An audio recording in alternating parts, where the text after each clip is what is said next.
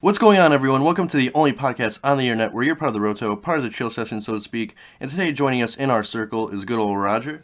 Hello, everyone. I'm sorry for the very long absence, but I'm back. Oh, that vacay. Oh, yes. To New Orleans. Had that nice gator. And then we have motherfucking God of the Sun, Apollo. Hey, everybody. It's good to be here. How's it going? Yeah, and just so you guys know, Apollo's also going on vacation for like a week. Strangely enough. I won't be here next week. 'Tis the season. Just a heads up, so he doesn't vanish from the world like Roger kind of Yeah, did. I know. We're just out of nowhere. I'm like, I don't even know when I'm getting back. Gone. Hell yeah. And for you new viewers, we like to talk movies, talk video games, sometimes comic books. We like to give you our reviews and whatnot. And this episode is brought to you by stonerman.net. And we're starting off today's episode with a Chill Crew Double Feature review.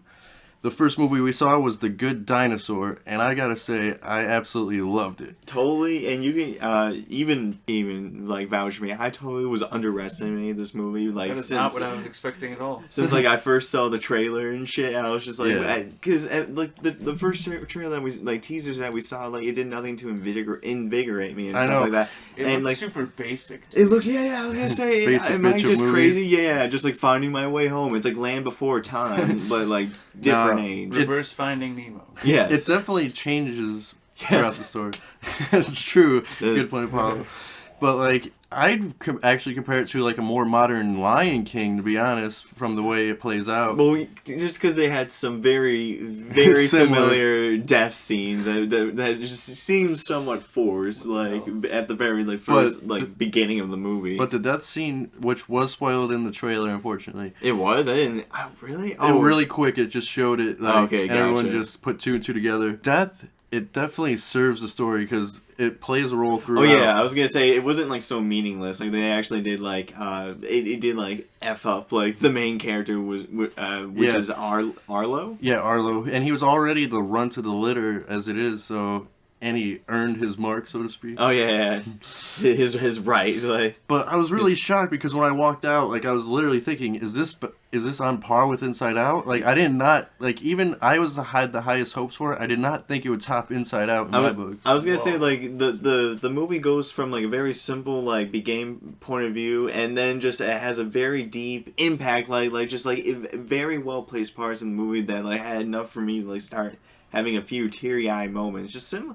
I mean, kind of like similar to Inside Out. Like these Pixar's movies, they just know how like to really pick at the human. And I'm so glad that they knocked both out of the park because I love Pixar so much, and I hate when they drop the ball. Like with Brave, that movie, it's probably and Cars 2 and stuff like that. I was gonna say, just like with Inside Out, you're always like with these like group of characters, and they must have good chemistry. I'm pleasantly surprised in how Arlo and this little caveman nomadic kid who he treats like his dog, having not really be able to communicate with each other. They have to use like sort of nonverbal cues and stuff like that, and then, like how they talk about their backstory was just magnificent. And I loved it. I feel like a lot of people can relate to that, like immigrants or something like that, or just like the director himself like noted like when he right before he made his little speech before the movie. And you made a comment to the movie that Pixar is the only company that like lets the director talk before the movie airs, and I think that was really cool. Yeah, I know. It gives him, especially when we know their perspective behind it. When we see the movie, and we're having two different point of views in a way, and it was just really cool for me to see that, just to see how the director wants me to kind of see it. Yeah, exactly. Like get his voice out there, and then I make it my own too at the same time. And like the animation, it's like the best animated movie I've ever seen. The animation alone. You will shit yourself, Apollo. Like the first scene, it shows the water pouring out. It looks like real water. It looks photorealistic, and that's the main problem I have. The dinosaur is so plain. The characters sometimes look just so plain. They pale in comparison to the surrounding background. Makes the movie cheaper.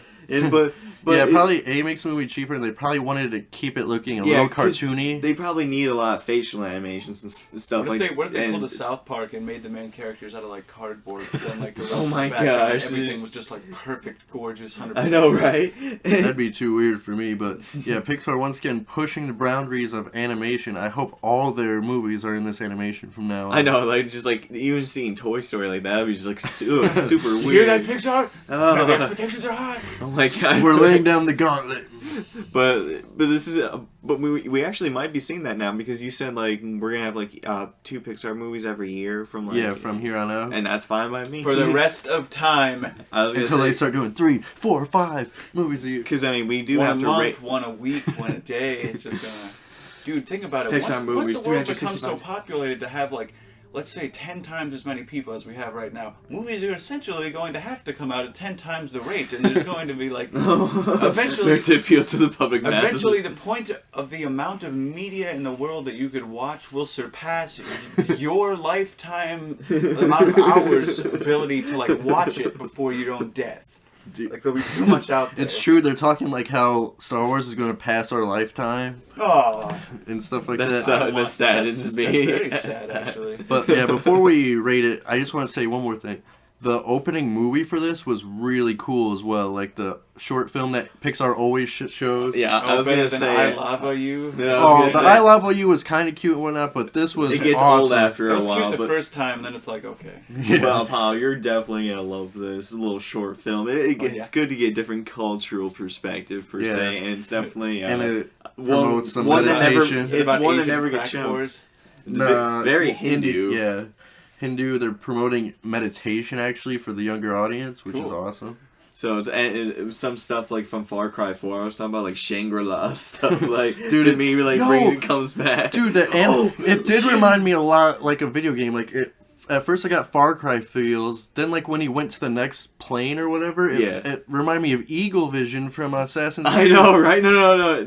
And just from talking about that, totally made me remind myself in the movie, the main characters, they eventually trip balls for no apparent reason. Dude, I'm surprised that got passed in a Pixar movie. They eat these weird berries and they just start tripping. And they had like literally like a good like 1 minute That's long. awesome. And then like that Minor was it. spoiler. They have a good time? There's Yes. really no Good. reason for just really comedic relief. But I was like telling Joe, I'm like, they could have really just made it be like, oh, those were Good bad. subliminal messaging for kids. Well, I was just like, Take a trip. you could have easily tell the kid like maybe like, oh, they just shit themselves or something from like this really bad food. Just wake No, up but in they a pile of trip. diarrhea. Yeah, Oh, God. but no, they trip balls. It's not It's just just tripping kids. That's just hilarious. Oh my god. Yeah, it was definitely like a what the F moment, but I loved it. I think it was like to appeal to the adults watching me. Yeah. I feel bad I missed this film.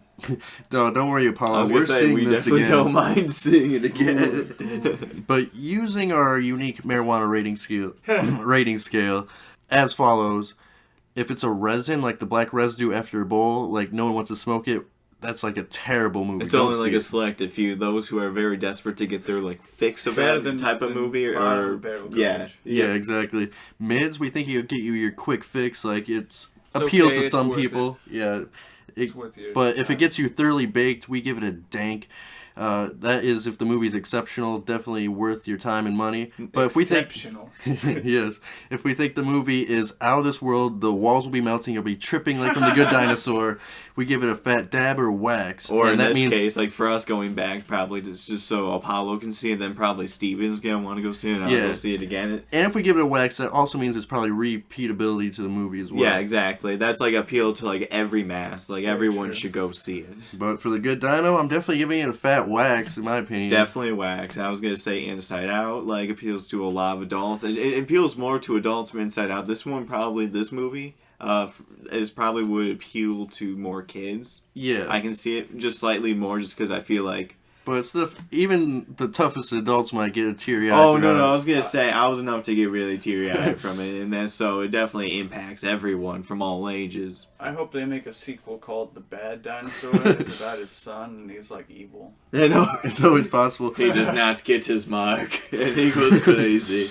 But I'm also very curious who's going to win Best Animated Picture now, Inside Out or Good Oh Dino. my gosh, they actually had to compete with each other. I mean, it's oh my god, I couldn't choose. So that's going to be a very interesting. Or what if it's like neither are nominated, they screw it like the Lego movie. And then like, what won last year? The Dragon movie? How to Train a Dragon 2. Yeah, that fucking one. Which was an abomination. But anyways, definitely go see The Good Dinosaur. I would recommend it to anybody. Also within our double feature, Homer, we saw the Krampus movie, which supposedly was this new horror comedy. Like the comedy. Yeah, it's supposed to be this like sort of special horror movie that comes out, especially in December at a random time. It's definitely like a unique premise, like an evil Santa going around killing people. Yeah, it was enough for me for even like wanting to go see it, especially after seeing Unfriended, which made me not want to go see shitty horror movies just for the appeal of reviewing it for the masses. I thought this was going to be funny, like, but honestly, it wasn't. It was actually more horror. Yeah, I was gonna say like in the trailer they try and make like seeing like all the people these family members they're assholes and it's gonna be funny, but honestly I just hated them. And they follow a classic horror movie. They're all stupid. They all do the stupid. Yeah, this kid like especially no there are I think okay. No, actually I wouldn't say too many jump scares. Just one, just the fucking which Jack actually in the was Box. probably one of the main appeals to it, to be honest. The scariest part of the film. Like one of the kids, he never talks. He just looks at people when they talk to him like he's like mentally like handicapped. And he might have been for all I know. Yeah, but, they never really explained on that, which was kind of weird. But like when he's like, I think that was them trying to be funny, but it just. But like he does like stupid things where he could have yelled at a certain point, but he just doesn't because that's just his character. It's just stupid, like stuff like that. But the movie itself, like it kind of like tries to like to talk about like the good part, like the Christmas like spirit. Yeah. What is the Christmas spirit and stuff like that. It kind of like gives us like mixed emotions about like throughout the movie and also throughout like 80%, 95%. Yeah, because being apparently this horrible dark like form of like Christmas with Krampus killing you. Like it had its pros and cons, like, but a huge con for me, which pretty much ruined the movie in general for me, was like, if they focused more on Krampus, I would have liked it, but instead they focus on his toys killing people. Which his like minions and stuff like that. Like, if it was the elves killing people, that could have been creepy, but instead it was the toys and like gingerbread men, and it was just like... Yeah, the gingerbread man thing was really used more than... Yeah, it was used more than once, it was pretty weird. But I was going to say, but for the designs for the other Christmas toys or whatever, they actually were kind of cool, but not the best. The only one I liked was the Jack in the Box, really. Yeah, the Jack in the Box was really cool. It reminded me like the old this like old like retail horror like off the shelves like shitty movie which involved killer toys, and it reminded me of something similar to that. But or like Chucky or something. Yeah. But you don't see really Krampus himself too much. You see him like at the beginning part, like during like when this blizzard hits this like neighborhood area, and then like, at the end. I was gonna say he's a freaky fucking creature. He's a goat person. The design of Krampus was really well done, which is why I wish they focus on him killing people rather than the silly toys. Yeah, and like they make it really where as long as you have a fireplace lit, he can't come in, and his minions are trying to take out the fireplace. Like for the most part, or kill the family members before that. And it has a cool premise, but everyone was like overpowered by toys and like not really thinking normally as a person, or like giving up at like sacrificing themselves for an unnecessary part. Dude, like minor spoiler, one of the characters who was pretty much the main guy killing all the toys and whatnot, he literally just like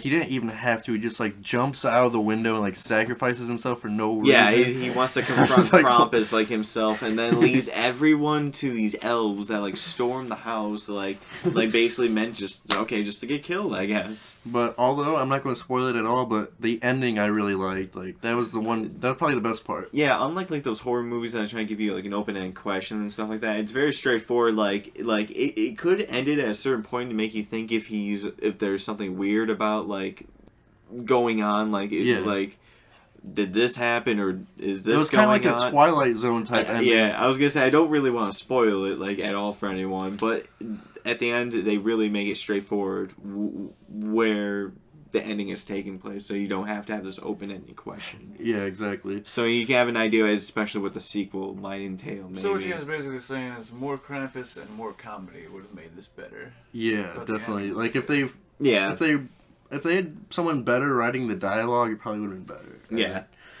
So overall, I'd give the movie a mids because it had its moments, but for the most part, I'm not sure if I'm ever going to see it again. I was gonna say I probably would probably give it a mids, but it could be on its way easily to a dank. Yeah. Depending on how the sequel if they get like Hands a better writer for the sequel, they start with a good like mythology, they could improve. Kind of like something we'll talk about later. Now time for trailers of the week. Trailers of the week. We are starting out with Captain America's Civil War. Very excited for this film. Not as excited as I am for Batman vs Superman. Ooh, shots fired. But, yeah, I'm very excited for it. It looks pretty action packed. The thing that off-put me about the trailer was it seems like it could be a little bit slow, maybe not as action based as it is like just more about the politics. Honestly, people standing around talking, politics based like. Honestly, for this type of story, I think that actually might be needed. Just so it should want to split the audience down to like this opinion based, like which side do you really choose? Cap or Iron Man? It's not just like Captain or Iron Man. It's just or just like the teams themselves. I mean, it's just the ideology too behind it. It's so you have like two conflicting things going on. Although I feel like they're gonna sway towards Cap because it's his movie. Well, yeah, just because it's a Captain America, it's gonna be in the Captain America trilogy, which the trailer does really point out to be more of like all about Bucky for the most part. Yeah, true follow up to Winter Soldier. Which, if you ever even read the Civil War, which is not all in there whatsoever, it's completely different. It's a completely different story, but it makes sense for the lack of characters that they have. Like in the Civil War, they have like at least 20 characters on each side, 30 maybe or so. That's like, what we need. Because like you have like X-Men in there for the most part, make up for most of it. It is going to be awesome seeing these characters battle out like a battle royal type situation. But I really like in the trailer that they give us our first glimpse at Black Panther. Black Panther's always been one of my favorite characters. His outfit looks awesome. I'm just digging it. Is Black Panther actually an African American? Yeah, he's the king of fucking... No, I forget the country. Damn it, it just slipped my mind. Oh well, he's the fucking king of what's supposed to be pretty much Marvel's Africa. Marvel's Africa. Yeah, and they export adamantium, which is the and steel. he has that and he has his nails, his claws. No, dude, his entire outfit's made out of it. Oh, I didn't even know that too. That's so dope. Okay, so he's pretty invincible. Yeah. Cool. So vibranium. Do you know what suit he's gonna? Adamantium is X-Men. Oh shoot! I think he's actually on Iron Man's, or is he? No, he's on Iron Man's. Yeah, he is Iron Man's team. Ant-Man and and Vision's on Iron Man's team too. Iron Man's team is stacked. Yeah, his team's already got it in the bag. According to the trailer, War Machine's gonna be taken out at one point, and if you see it, his chest piece is ripped out. So is he dead?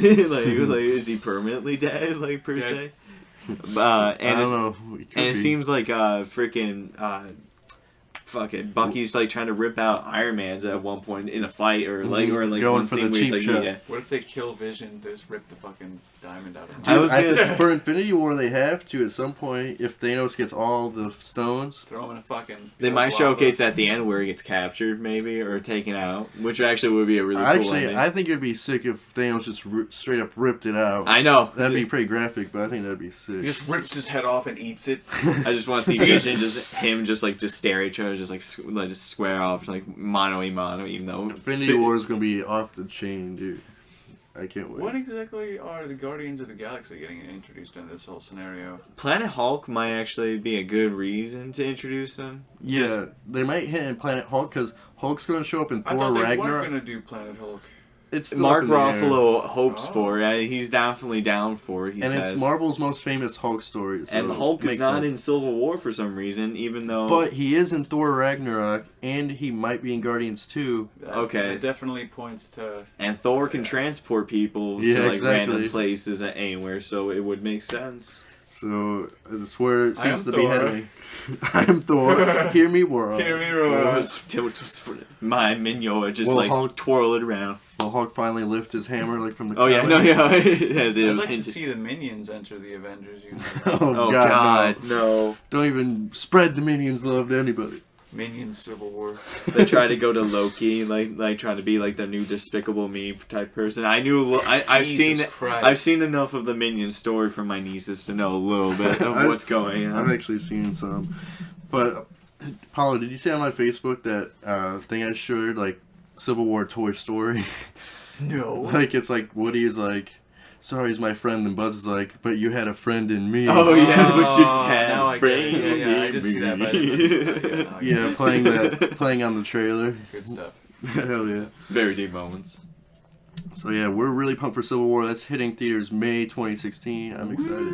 You may be pumped for Civil War, but are you still pumped for Batman vs Superman? The two Marvel vs DC trailers, always going at it around the same time, like one trailer's release. Like Yeah. the Coke versus Pepsi. Exactly. Except there's actually a difference, and I like these.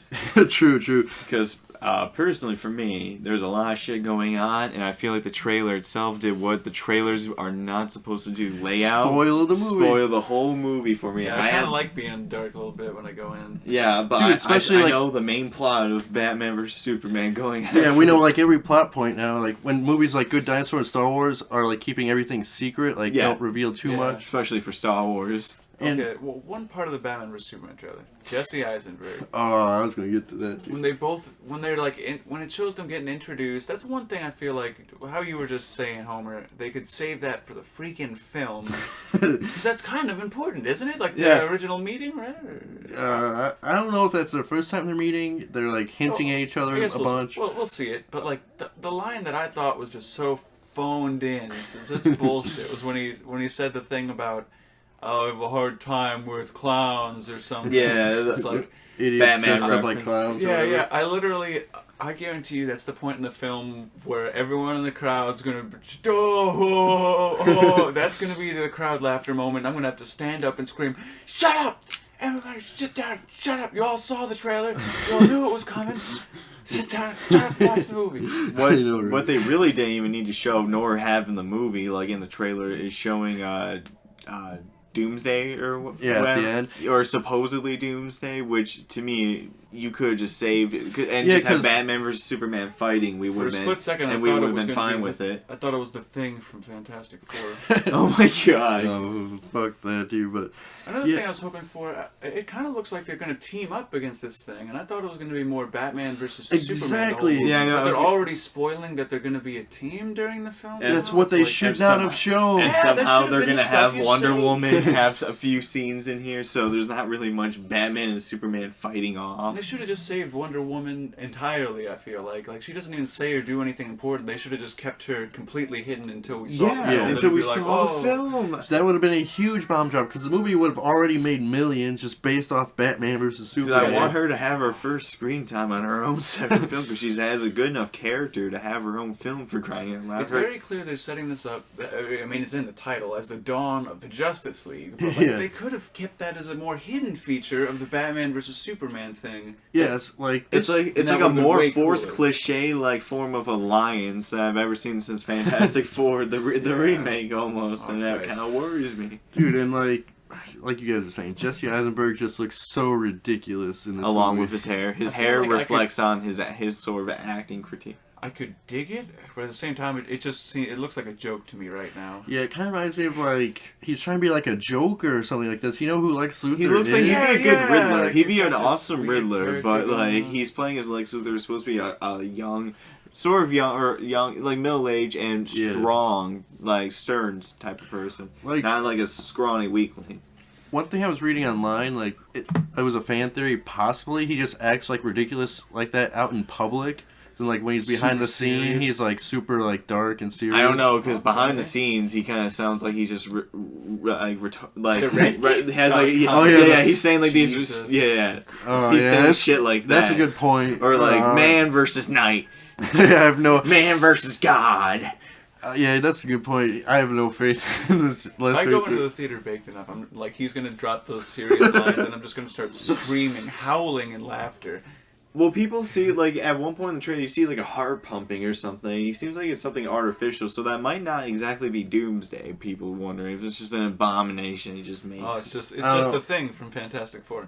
It could be just Abomination. Because they used Zod's body at one point, so Yeah. It shows him could bringing him back. it could explain why he has like the laser vision, so it's not like Doomsday. Actually, I would prefer it to be Abomination, but like I was also reading up on Doomsday after I saw this. Apparently, in the comics, like he gets destroyed 1,000,000 times, but like they keep resurrecting him to become more powerful and better. What a to- horrible life. Yeah, like, Yeah, I was gonna say. like so he's meant to be destroyed. He comes back in different phases. Then what's the point of destroying him? So you just have to like imprison him then for like ever. Yeah, pretty much. So people are speculating maybe he'll come back looking better, hopefully, but that's just hoping for the best. That's really a stupid way to introduce him though, as an origin story. I thought he just comes in as a conqueror. Does he just like conquer like a whole galaxy, or I know he has a whole empire. I think. Yeah, it's definitely a brand new origin. He was never Zod before. This is like brand new. Yeah, so we'll see. Kind of makes sense using like a Kryptonian DNA type thing. Yeah.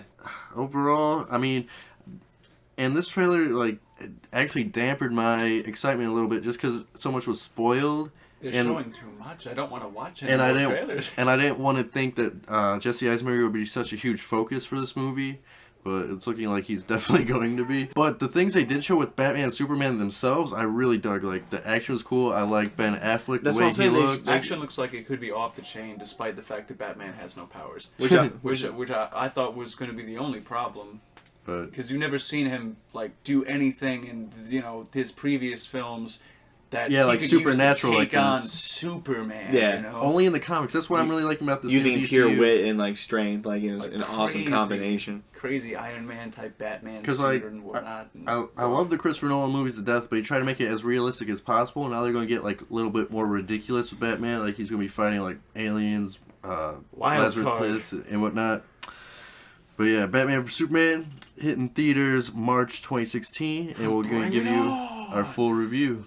I'm so excited. Wow, we have so much time before it comes out. I know. It's spoiled months, like 6 months in advance. We should probably buy our tickets beforehand so we don't get pushed out like we did for Star Wars the first week. I don't think it's going to be as big as Star Wars. Best not.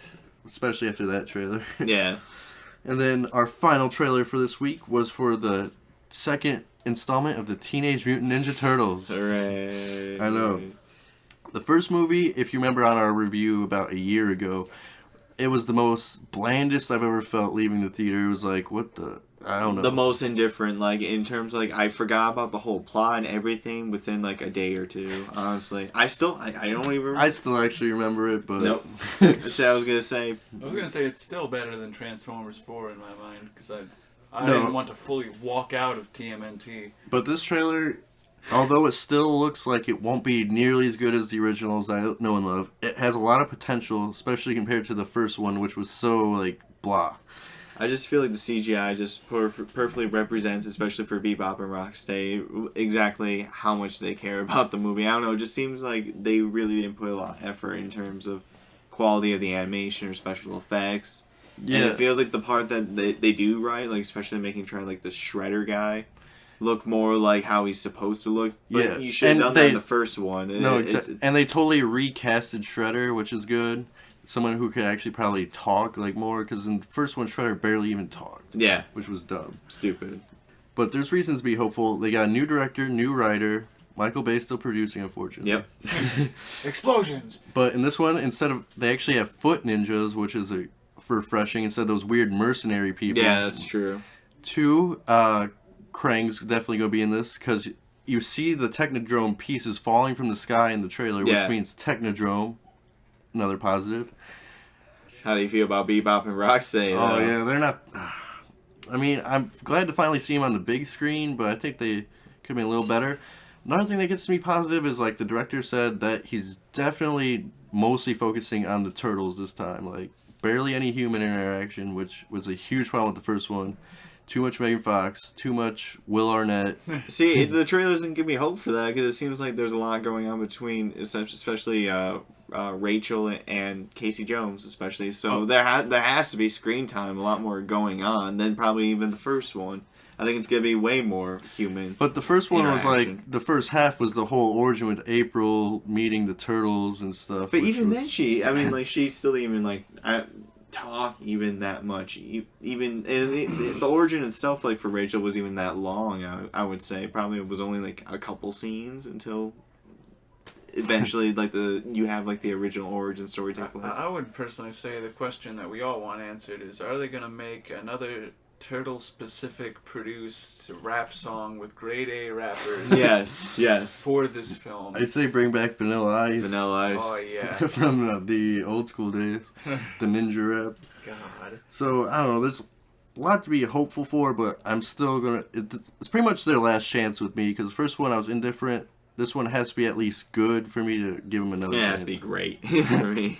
And the trailer doesn't bode well. Yeah, and they still got Michelangelo wrong, I feel like. Everything they showed of him in the trailer I didn't care for. And he used to be my favorite turtle. I still don't see much of Donatello action, and that disappoints me because he didn't get much interaction time, I think, in the first movie. It was all Michelangelo. It feels like a lot of it's all Michelangelo. But yeah. Goddamn. I'm glad that like Shredder's not like a stupid Transformer looking guy anymore. Glad that they're getting into Dimension X and whatnot, which they never did in the movies, which is refreshing, I guess. Yeah. But I wish it was in better hands. Great stuff in the wrong hands, I feel like. Yeah. So hopefully they get lucky. That's how I feel about a lot of things right now. Yeah, right. But the new Turtle movie is hitting theaters July 2016. So keep your eyes peeled, and I'll be sure to give you a review on that. Hooray. Things we do for love. Oh, yes. That'll do it for today's episode. Thank you all for listening. Stay tuned next week. We're going to be talking about the PlayStation experience and a bunch of cool stuff. And the week after, we'll finally have our Star Wars review, which I'm so pumped. Yeah. Is that going to be on our New Year's special, Homer? Probably sooner, because it comes out the 18th. That's like 10 days before New Year's. Yeah. Exciting.